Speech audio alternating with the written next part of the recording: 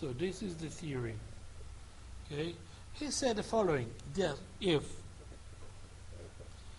the limit as x goes to a of f of x over g of x equal either 0 over 0 or infinity over infinity, this type of indeterminate form, then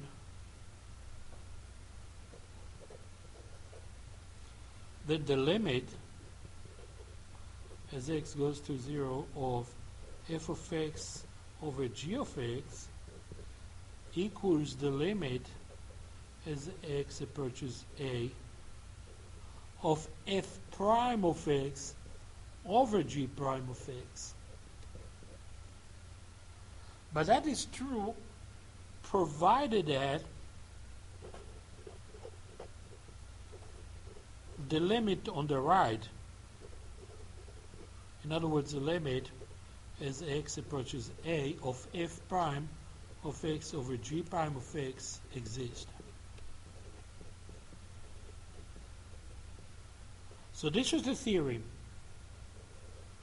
And the highlight of the theorem is the consequent right there.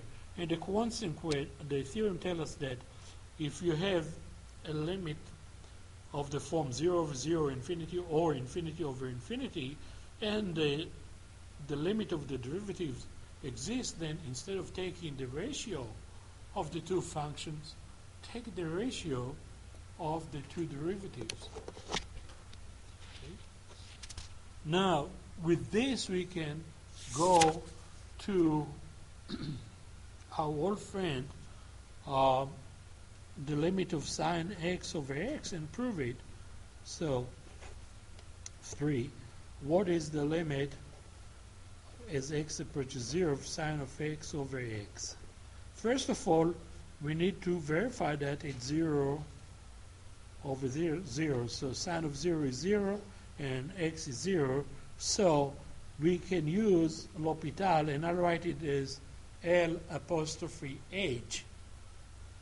Okay, because I have 0 over 0, and instead of taking the limit of the function, I'll take the limit of the derivative. So I'll take the limit of cosine x over 1. And of course here direct substitution gives me cosine of 0 over 1, and the result is what we've known all along, the limit equals 1.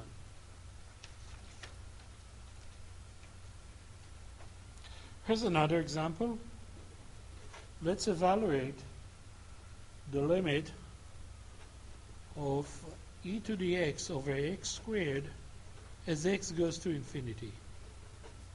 Now, just by looking at the rational function e to the x over x squared, you can guess what is the result of the limit. Which function is going faster, e to the x or x squared? E to the x, that is correct. So if e to the x grow faster than x squared, even though technically both go to infinity, the ratio probably going to be infinity. We can see that this function is qualified for L'Hopital because e to the infinity is infinity and infinity squared is infinity. So we can use L'Hopital. Okay? And instead of taking the ratio of the functions, let's take the derivative. Well, the derivative of e to the x is e to the x. The derivative of x squared is 2x. But again, I have infinity over infinity. So I'm allowed to use L'Hopital one more time, okay, because it's still infinity over infinity.